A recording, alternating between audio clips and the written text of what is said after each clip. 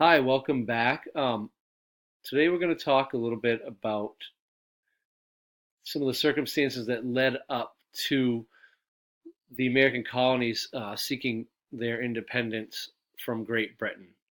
If you remember in chapter 4, we talked about colonial life in the American colonies and colonial government. And we finished by talking about the French and Indian War. So today we're going to start off a little bit with a review on what exactly the colonial government was all about and kind of how it worked. Um, so, by the British point of view, the deal was that the colonists are supposed to buy their finished goods from England. Most of the things that were made that they needed came from England. They couldn't make a lot of things themselves. So they would buy the goods from England and they would send back their raw materials, and the English would make more goods for them. That being that due to the fact that the English had more factories in Britain. So the United States, at that point, the colonies were not producing a lot of goods at all, but they had a lot of natural resources and raw materials. So the goods were to be carried on English ships. Um, the British King and Parliament expected the colonists to obey the British law when transporting goods. Um, but if you were to ask a colonial, each colony had created their own law and their own constitutions. The constitutions were based on British law, but each colony had adjusted their constitutions to fit their own needs. Each colony created an elected assembly of colonial representatives. These assemblies enforced the colony's laws. They collected taxes, they budgeted expenses, and carried out a few public works programs. So that means they would build some roads. They would build roads in the cities. They would help out any way they could within their own colony.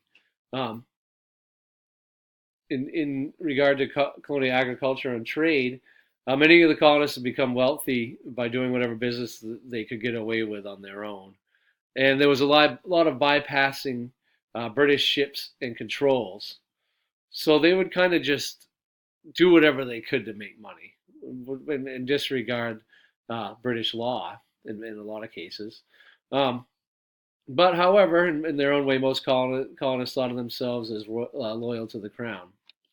So if we look at it, take it in a whole, although the British government had representatives in the colonies, their main job was not to govern, but to make sure raw materials from the colonies flowed back to England.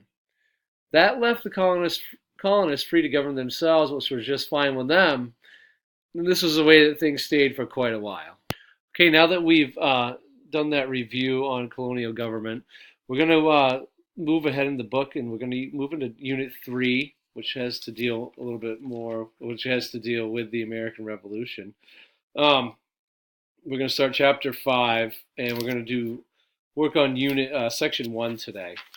The first thing we're going to talk about is the French and Indian War. If you can remember who actually won that war, it was not the French, it was not the Native Americans, it was in fact the British. And when the British did win that war, they gained control of a vast territory in North America. Now, the French and Indian War was not cheap to the British. It had cost them a bundle.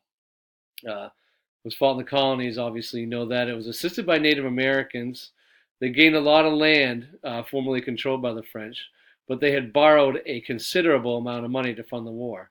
And they had many British troops left over from the war still stationed in the colonies. Um, the, the troops were there to guard the border against Indian infringement. So, in the care of the troops was draining them financially. So, to kind of help ease the pressure of all this money that was going out to fund the troops in the colonies, the British Parliament passed a law called the Proclamation of 1763.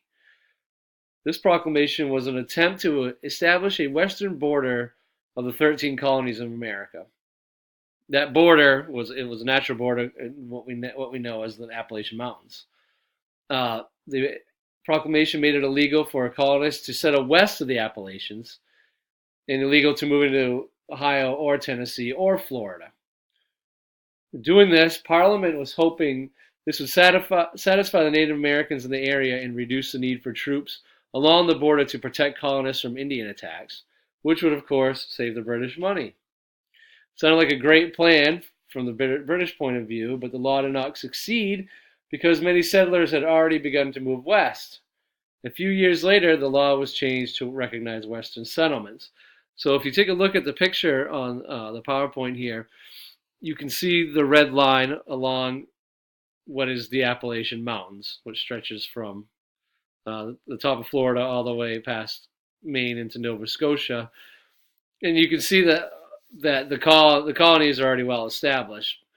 But if you think about what was happening in the colonies at this time, that the land was, for the most part, being accounted for. So there wasn't a lot of land left to be had, and there were more people arriving every day.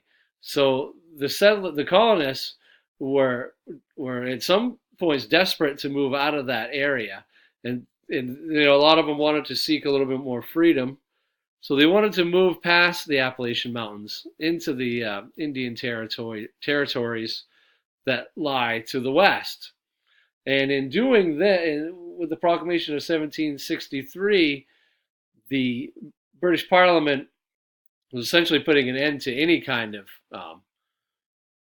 settlement west of the Appalachia.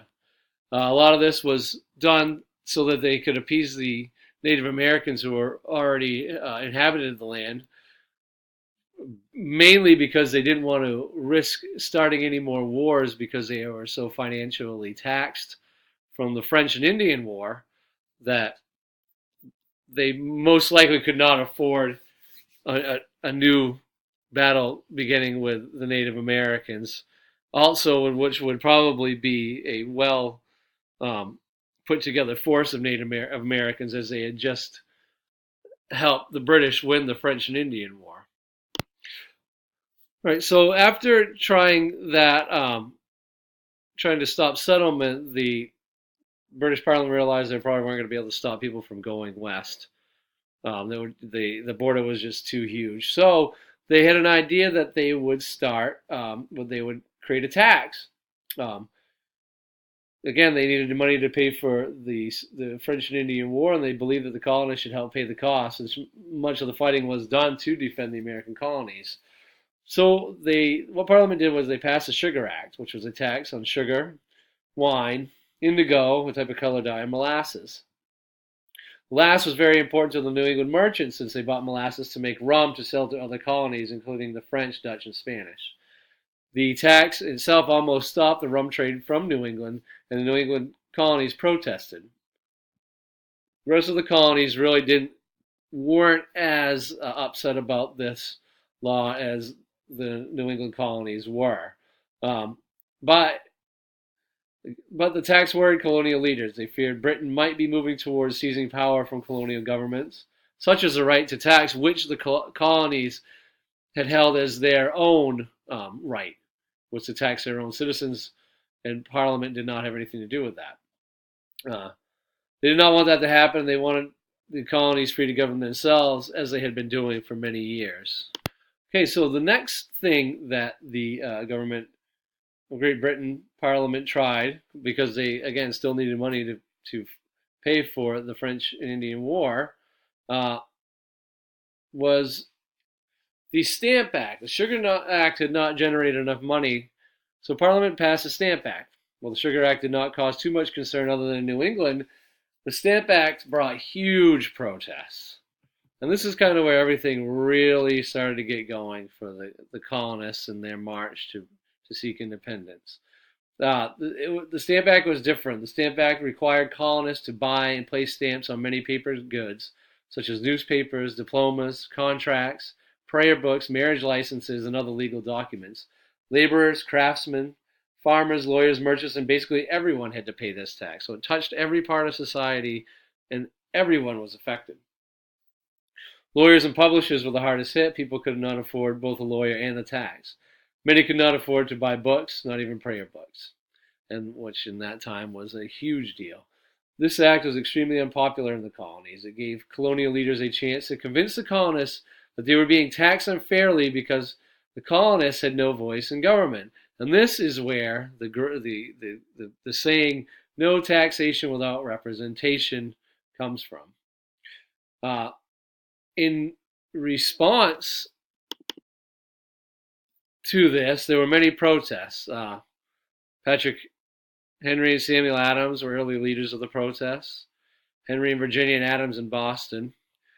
Adams was to form the Sons of Liberty, who took to the streets to protest the Stamp Act, and other cities soon followed suit, creating their own Sons of Liberty groups. They would burn effigies, which were rag figures that would represent tax collectors and other royal officials. They would raid royal officials' houses and burn them. In response to the Stamp Act, they created the Stamp Act Congress. As the uproar against the Stamp Act grew, colonial leaders created a special Congress. Individual colonies sent delegates to New York City to attend a meeting of the special Congress. The delegates drew up a petition protesting the Stamp Act, giving their reasons and demanding this law be repealed. They sent this petition to Parliament back to England. This was very important that it clearly demonstrated that the colonies could and would speak with one voice. So as the protests grew and grew throughout the colonies, the colonists decided to start boycotting British goods, and that had a very, very devastating effect on British merchants. And so the British merchants begged Parliament to repeal the Stamp Act, which in turn they did. But also on the same day that they repealed the Stamp Act, they passed the Declaratory Act that stated that Parliament had the right to tax and make decisions for the British colonies in all cases. This further inflamed the colonists. This was something that they absolutely did not agree with and could not accept. So, as they had protested the Stamp Acts of goods within their colonies, the British decided that maybe they'll, instead of taxing the colonists on things that they owned inside, they would tax them on things that would be imported. This was called the Townshend Act. These were taxes upon goods that came into the colonies. These are controversial as the colonies relied upon many imported goods that they could not produce themselves. It led to more boycotting and further inflamed the fury of the already agitated colonists. Okay, we're going to stop there for today. And what I'm going to do is we're going to watch a little video that's going to show you, trying to go over the things that I just talked about. And then I want you guys to look at Chapter 5, Section 1 and do the assessment. I will make a little bit more updated a PowerPoint available to you online. I'll send that to your Google Docs. And tomorrow we'll meet again and we'll go over your Section 1 assessment together in class. We'll talk about that a little bit more, kind of get your ideas on what you think about the American colonies and what the British were trying to do to raise money in the colonies to pay for that French and Indian War. And tomorrow we'll talk about a project we're going to do. No, we'll just sit back and watch this video, and thank you.